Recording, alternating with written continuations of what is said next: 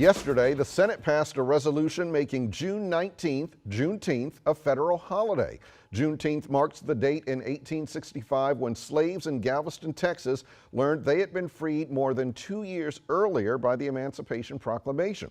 The resolution passed with unanimous consent in the Senate after Wisconsin Senator Ron Johnson, who thwarted a similar bill last year, announced he would drop his objections. It had 60 Senate co-sponsors, including 18 Republicans, making it a rare instance where a bill has passed with bipartisan support. Massachusetts Senator Edward Markey, a Democrat who co-introduced the bill, said, quote, "Commemorating Juneteenth as a national holiday will address this long-ignored gap in our history, recognize the wrong that was done, acknowledge the pain and suffering of generations of slaves and their descendants, and finally celebrate their freedom."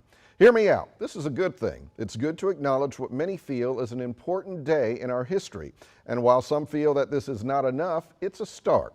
49 of the 50 states recognize Juneteenth as a holiday. Only South Dakota does not, despite several efforts to do so this year. Recognizing Juneteenth as a federal holiday is another step in telling our nation's true history. That includes the uncomfortable moments and not just the good ones. While we can never undo the effects and pain of slavery, we also cannot ignore it. The bill is expected to pass the House, where it also has bipartisan support, and President Biden is expected to sign it when it reaches his desk. Have a great day. We're going to see you tomorrow.